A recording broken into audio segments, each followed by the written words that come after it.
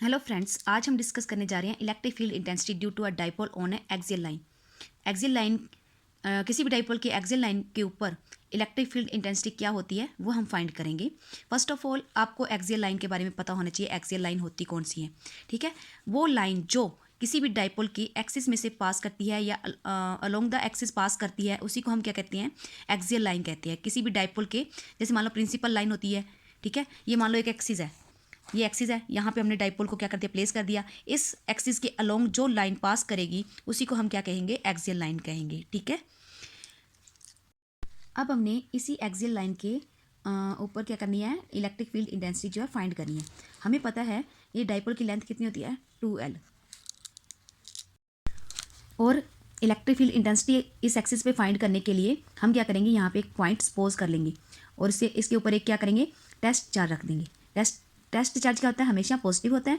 ठीक है, अब इस टेस्ट चार्ज की वजह से, अब ये पॉजिटिव चार्ज है, ये दोनों पॉजिटिव पॉजिटिव क्या करेंगे, फील्ड किस डायरेक्शन के अंदर जाएगी, इस डायरेक्शन के अंदर। तो इधर क्या होगा, ई क्यू। ठीक है, या E1 कह लो या EQ कह लो, E1 कह लेते हैं। ठीक है, अब इस टेस्ट चार्ज की वजह से और इस माइनस क्यू की वजह से फील्ड किस डायरेक्शन के अंदर लगी, ये इन दोनों को क्या होगा, क्या करेगा, अट्रैक्ट करेगा।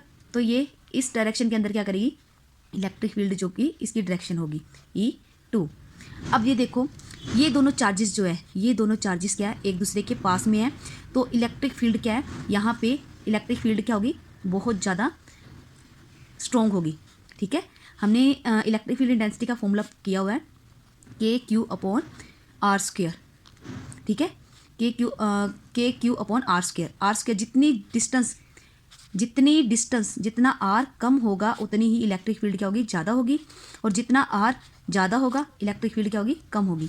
वैसे ही इस केस में है, यहाँ पे डिस्टेंस देखो, इन दोनों के बीच का डिस्टेंस क्या है, बहुत कम है, तो इलेक्ट्रिक फील्ड दोनों के बीच में क्या होगी, ज़्यादा होगी, तो ये ज़्यादा दूर तक जाएगा।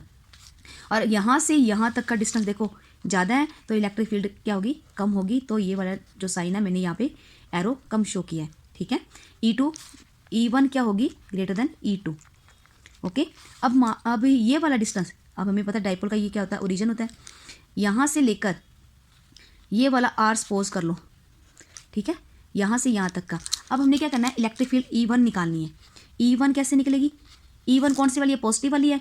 अब ये वाली कैसे निकलेगी, इसके थ्रू हम ये वाली इलेक्ट्रिक फील्ड इंटेंसिटी कैसे निकालनी है, हमें पता है KQ तो ऊपर आएगा, नीचे कौन सी वैल्यू चेंज होगी। अब देखो यहाँ पे क्या है, ये वाला डिस्टेंस कितना है, 2L है। 2L को ये इतना इतना, ये कितना हो गया, L, ये भी L हो गया। ठीक है, सेंटर से ये वाला डिस्टेंस यहाँ तक L हो गया, ये भी L हो गया। ठीक है, और अब देखो हमने इलेक्ट्रिक फील्ड किसके अलोंग निकालनी है, ये B मान लो, ये A dipole, Q charge A को, माइनस Q को A पॉइंट मान लो और प्लस Q को B पॉइंट। हमने ये वाली डायरेक्शन किसके अलोंग निकालनी है, अलोंग BP। तो BP के अलोंग कितनी आएगी, ये डिस्टेंस R है, ये पूरा R है, R में से ये वाली L डिस्टेंस माइनस कर दो, तो हमारे पास ये वाली डिस्टेंस आ जाएगी, R माइनस L। ठीक है, ये क्या आ गया हमारे पास, इलेक्ट्रिक फील्ड 1 की जो है, पॉजिटिव की वजह से जो इलेक्ट्रिक फील्ड है, इंटेंसिटी है, वो आ गई। अब E2 निकालेंगे। E2 कैसे आएगी, यहाँ से ये डिस्टेंस कितना दिया हुआ है, ये डिस्टेंस हमें पता है, ये L है, और ये क्या है, R है। ये अलोंग किसकी होगी, अलोंग किस डायरेक्शन के अंदर जा रही है, PA। ठीक है, जिस डायरेक्शन के अंदर जाएगी उधर से ही हमने क्या करना है, उसको मेजर करना है, उसी को पॉइंट आउट करना है। P2A जा रही है, तो हमने क्या करना है, अलोंग PA। तो KQ तो सेम आएगा, क्योंकि चार्जेस क्या होते हैं, दोनों सेम होते हैं, बस साइन क्या होता है, डाइपोल का चेंज होता है। तो क्या हो गया, ये R है, प्लस कितनी होगी, ये वाली डिस्टेंस, तो क्या होगी, R प्लस L का स्क्वायर। ठीक है, ये तो हमने electric field plus Q charge की वजह से निकाली, और E2 कौन सी चार्ज की वजह से निकाली, माइनस क्यू चार्ज की वजह से हमने जो इलेक्ट्रिक फील्ड है, इंटेंसिटी है, वो निकाल ली है।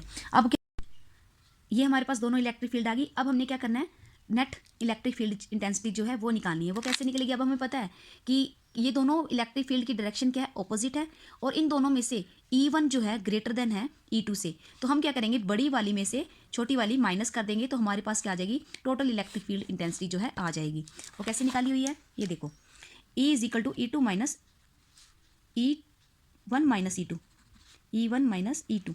ठीक है, तो हमने क्या किया, E1 में से E2 जो है माइनस कर दी है। तो उसी तरह से हम इसे सोल्व तो आसानी से कर लेंगे। ठीक है, तो क्या हुआ, इसको क्या कर दो, एलसीएम लेकर सब्ट्रैक्ट कर देना है। तो सब्ट्रैक्ट करने के बाद हमारे पास क्या रिजल्ट आ जाएगा, 2r upon 4πε0 2ql upon r² minus l² का होल स्क्वायर। और ये हमें पता है हमारे पास क्या होता है, इलेक्ट्रिक डाइपोल मूवमेंट होता है, तो इसको हम क्या नाम दे देंगे, p दे देंगे। ठीक है, फिर E इज इक्वल टू क्या बन गया, 2p vector r upon 4πε0 r² minus l² का होल स्क्वायर।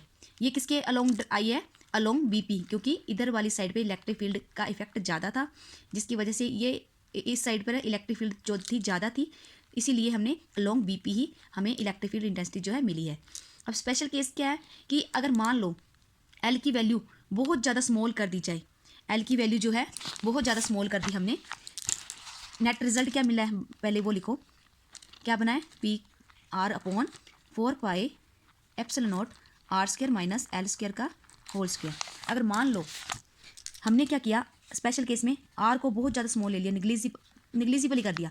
मान लो हमने एल को बहुत ज़्यादा स्मॉल ले लिया, आर से बहुत ज़्यादा स्मॉल ले लिया, जिसकी वजह से एल की वैल्यू क्या आ गई, 0 आ गई।